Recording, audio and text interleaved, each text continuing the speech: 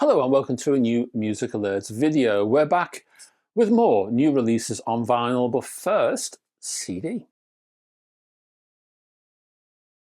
To begin our CD coverage for this week, we have a pair of multi-gatefold digipacks within the California Acetates series. So we have Terry Fell's Fireball Boogie on 3 CDs, plus informative booklet covering songs recorded from 1945 to 1963, plus music on his own Load record label and artists who recorded under that label, including people like Fred Carter, Gene Mack, and a certain Eddie Cochran.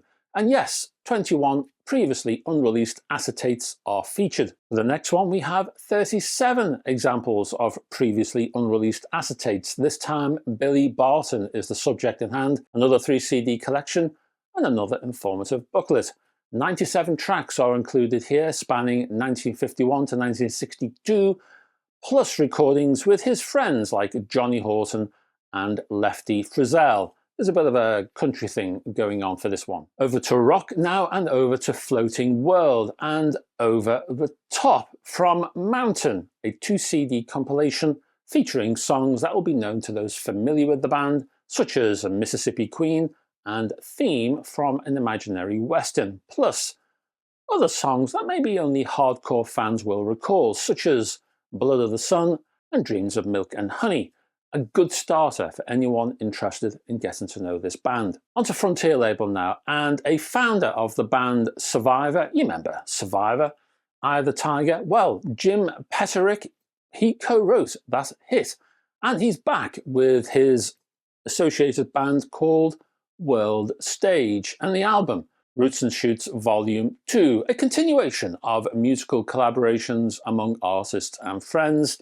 So here, Peterik works with members of Chicago, Loverboy, Jefferson Starship, the Ides of March, Pride of Lions, and others. Next, from the Portland, Maine lady, comes the debut album On the Sea. There is a mixture of moody ballads and upbeat smoothies here, wrapped in a polished production. You'll find people helping her out from Dave Matthews Band, Morphine.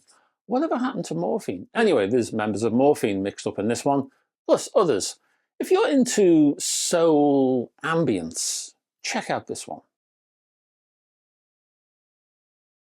First up on vinyl, we have a 3 LP multi-gatefold collection mastered at Abbey Road from Rory Gallagher, called The Best of Rory Gallagher at the BBC, featuring previously unreleased BBC radio tracks, plus a live event live at the Venue in London in 1979. Specific tracks come from the likes of Sounds of the 70s and the Paul Jones Blues Show on the radio.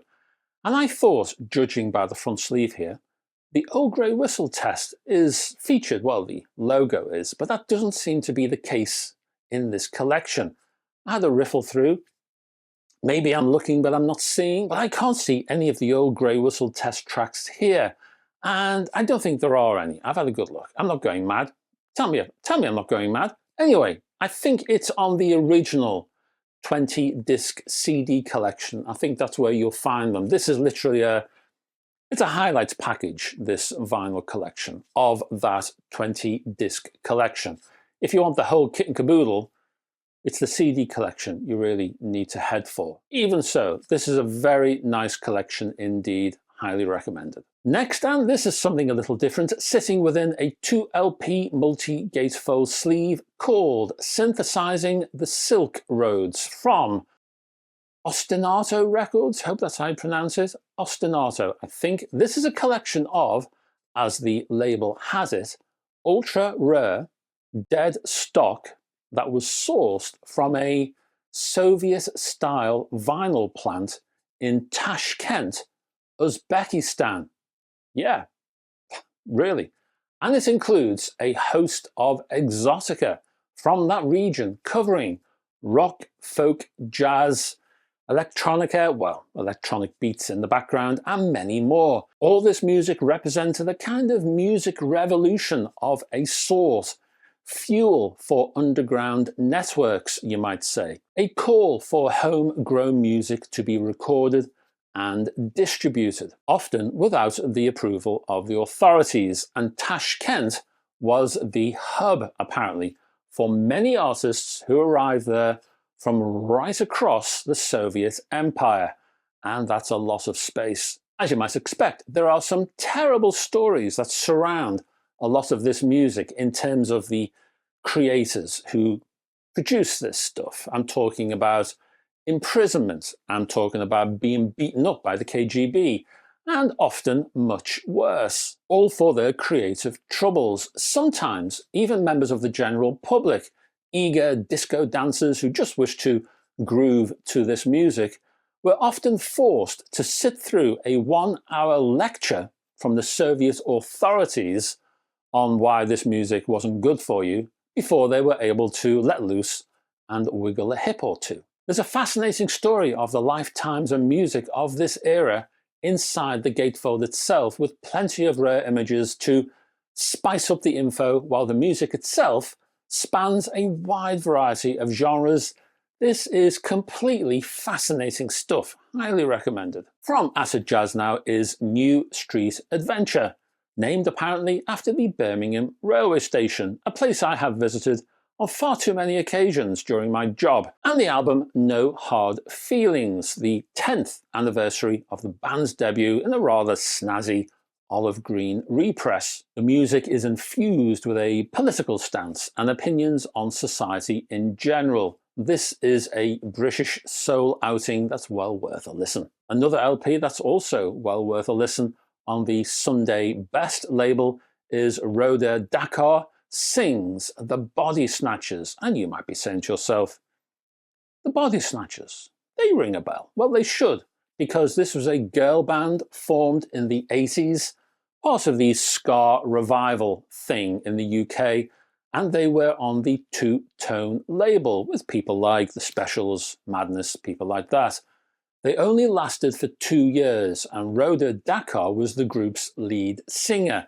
She later worked with The Specials and Madness and others. These are recordings for the album that the band never actually got to make. New versions of early tracks and unreleased ditties are included here. Look out for Linville Golding and Horace Panter from The Specials. This is a rather wonderful recording. Finally, check out In Orbit from Clark Terry's Quartet and Thelonious Monk, originally released on the Riverside label, but here re-released on Kraft, the Sony imprint. This album, well, it was the one time that Monk appeared as a sideman on Riverside. This LP was also the first time that Terry played the flugelhorn for the label. Check out Philly Joe Jones on drums, the only time that he and Monk recorded together. So, this LP, it was pretty important. An excellent time is had by all, and I'm sure you'll join in. This is a quality album. And that's it, folks. Thanks for staying to the end of this particular video. Can I ask you, down below, if you can click on the like and subscribe buttons, plural, then it would make me very happy indeed. It would just help this channel to grow, and it needs to grow. Desperately needs to grow, folks. So any support is valued. Further down, there are links to my website. It's got all kinds of stuff over there, music stuff that you won't see here. Years of reviews and features and things, interviews. What else we got? We've also got my Patreon page link down there. There are also music-related goodies over there. And if you're into hi-fi, an exclusive video every single week called Hi-Fi News, etc. In addition, there is a link to my Facebook group, which you're welcome to join. And I'm always hanging about. Come and say hello. Anyway, I will be back on Sunday. Will it be Sunday? With a hi-fi review of some sort. I'll also be back this time next week with another one of these. And I hope to have your company somewhere along the line. Until then, folks, bye-bye for now.